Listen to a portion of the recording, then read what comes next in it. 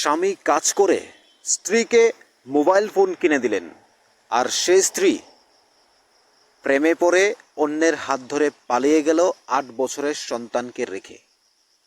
একেই বলে নিজের পায়ে নিজেই কুড়ুল মারা।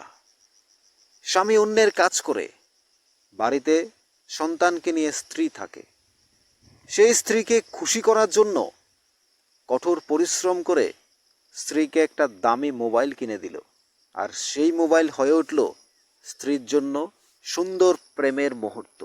এবার ৮ বছরের সন্তানকে ফেলে রেখে পালিয়ে গেল অন্যের হাত ধরে। কিন্তু অসহায় স্বামী কি বলছেন আমরা একবার শুনি। সমাজ থেকে আরও একটি শিক্ষা আপনাকে এর মাধ্যমেই নিতে হবে এবং আপনি পাবেন। শুনুন কি বলছেন অসহায় স্বামী। ওই ছেলেটা কোন জায়গাতে বাড়ি? ছেলে দুমাসরা। এর নাম কি ওই ছেলেটা? রামচরণ দেববর্মা। রামচরণ দেববর্মা। আচ্ছা। তারপরে এই ছেলে দিয়া আমি কাজে থেকে আইছিল, এই ছেলে দিয়া মানে মোবাইলে হোয়াটসঅ্যাপে ফেসবুকে যা এরা দুইজনে কথা কইয়া আমি মোবাইলে পাইছি। তারপরে মোবাইল কারে নিছে আমি, তারপরে আমি বুড়ো কইছি তোর আমি মোবাইল কিনা দিছে, ছেলে দিয়া কথা কয়ে তুমি কিনা দিছে বাড়িতে আইয়া। তারপরে এই কয়েকটা তপ্পর হইছে মানে, তারপরে ছেলে দিয়ে আমার বাড়ি থেকে টাকা পয়সা যা আছে এই লইয়া স্কুলে আবরে ব্যাংকে কেবাসি করেন লাগে আইছে। তারপরে টাকা পয়সা যা তা লইয়া সবাই ছেলেদের পাইতে গেছে। আচ্ছা, আপনি থানাতে জানাইছেন নি ঘটনাটা? থানা জানাইছিল, পাইছে প্রায় টাকা 40-50 হাজার টাকা, আর কানের এটা ঋণ আছে। আচ্ছা, এই আপনার ছেলে কজন, মেয়ে কজন? ওই মেয়ে একজন এই অবস্থা করে গেছে। মেয়ে দেওয়া শুনলেন তো কি বলছিলেন? আপনাদের কি মনে হয় ঘটনার তদন্তে আপনারা কি বলবেন? বিচার, সমাজ, পুলিশ সেগুলো আলাদা বিষয়, কিন্তু একটি মোবাইল ফোন কিভাবে একটি সম্পর্ককে শেষ করে দিয়ে চলে যেতে পারে এবার বুঝতে পারলেন? এটা কি মোবাইল ফোনের দোষ, নাকি ব্যক্তির দোষ, নাকি পরিবার? সেটা আপনারা এই কথাগুলো শুনেই বুঝতে পারছেন। এই মানুষটার 8টা বছর 9টা বছর সংসার করেছে, 8 বছরের সন্তান আছে। 10 বছর সংসার করার পর এভাবে আরেকটি ছেলের হাত ধরে পালিয়ে যাওয়া, সেটা আমরা নিশ্চয় করে বলতে পারি সমাজ অবক্ষয়, আরেকটি রূপ উঠে এলো। কিন্তু আপনি একবার ভেবে দেখুন, এই মোবাইলটা কিনে দেওয়ার কী বা প্রয়োজন ছিল এমন? আবার বলতে পারেন মোবাইলটা তো যোগাযোগের অন্যতম মাধ্যম, কিন্তু সেই মোবাইল দিয়েই তো ফেসবুক, হোয়াটসঅ্যাপ, সেখানে যোগাযোগে 8 বছরের সন্তানকে ফেলে রেখে চলে গেল। এই মানুষটি বলছে আমি কাজ করে খাই, তাহলে দুজনের সুন্দর সংসার হওয়ার কথা।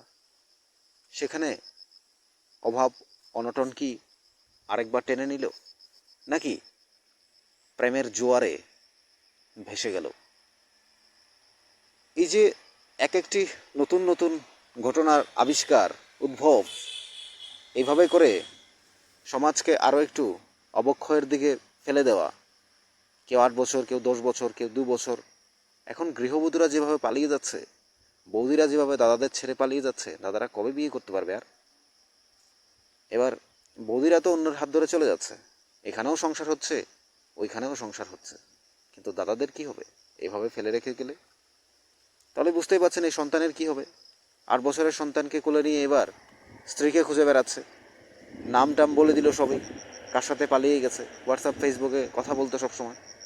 অর্থাৎ স্বামী মোবাইল কেড়েও নিয়েছিল, তারপরও শুধরায়নি, কারণ প্রেম এত গভীরভাবে আকৃষ্ট করেছে, নিবিড় বন্ধনে আবদ্ধ হয়েছে, তাই পালিয়েই গেল সরাসরি। তো পুলিশের কাছে থানায় জানিয়েছে, পুলিশ ঘটনা তদন্ত করছে, সেটা তো অবশ্যই হবে।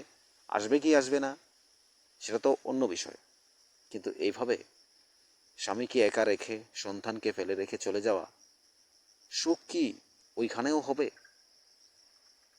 আরও স্বর্ণ গয়না টাকা সব নিয়ে পালিয়ে গেছে, 60-70 হাজার জিনিসপত্র নিয়ে চলে গেছে।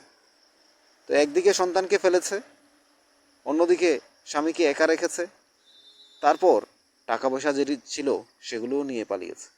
এই যে পরিস্থিতি, এই যে পরিণতি, এটার সুখ কতদিন থাকে? প্রেম তো আজকাল খুব সহজ, একটা ফেসবুক প্রেমের মাধ্যম, একটা হোয়াটসঅ্যাপ প্রেমের মাধ্যম, ইমো প্রেমের মাধ্যম, মেসেঞ্জার প্রেমের মাধ্যম। তাহলে এভাবে যদি বৌদিরা পালিয়ে যায়, এভাবে যদি সংসারগুলো ভেঙে যায়, পরবর্তীতে কি হবে? এটাই কি তাহলে সত্যিই পরিণতি?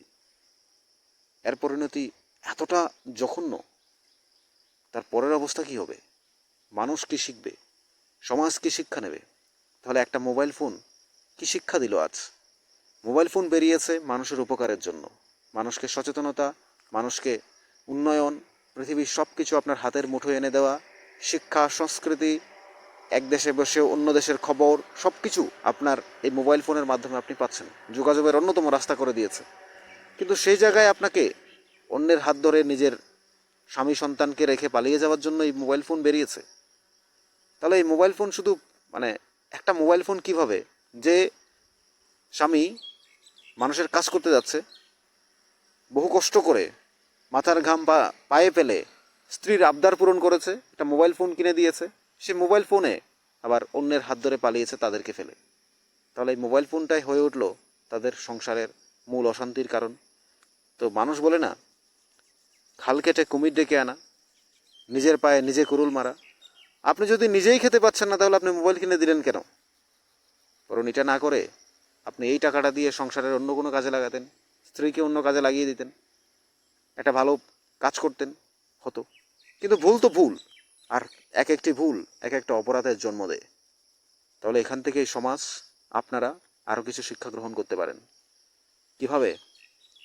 বৌদিরা পালিয়ে যাচ্ছে দাদারকে ফেলে। বৌদিরা তো অন্যের হাত ধরে গিয়েও সংসার করতে পারছে, এখানেও সংসার হচ্ছে, ওখানেও হচ্ছে। কিন্তু দাদাদের কি হবে? ওরা কি আর বিয়ে করতে পারবে? ওদের জন্য আসবেই বা কে? কারণ সন্তান তো ফেলে রেখে গেছে ওদের কাছে। ওরা কি এবার নিজে কাজ করবে, সন্তানকে খাওয়াবে, নাকি পরবর্তী বিয়ের চিন্তা করবে? সব শেষ। এভাবে একটি সংসার শেষ হয়ে যাচ্ছে। সুখ কতটা? যে নিবিড় প্রেমের বন্ধনে আবদ্ধ হয়েছেন বধূ, দাদাকে ছেড়ে পালিয়েছেন, সেখানেও সুখ হবে কতদিন? সেটা শুধু সময়ের অপেক্ষা। কিন্তু সমাজকে শিখতে হবে, আমাদের শিখতে হবে, আমাদের বুঝতে হবে, এই লাইন থেকে বেরোতে হবে। এখন মেয়েরা কিন্তু পালিয়ে যায় না, পালিয়ে যায় বৌদিরাই, গৃহবধূরাই। কিন্তু কেন? শুধুই কি তাদের দোষ? শুধুই কি গৃহবধূদের দোষ? না, স্বামীদেরও দোষ আছে। সেই দোষগুলো নিজেদের বুঝতে হবে।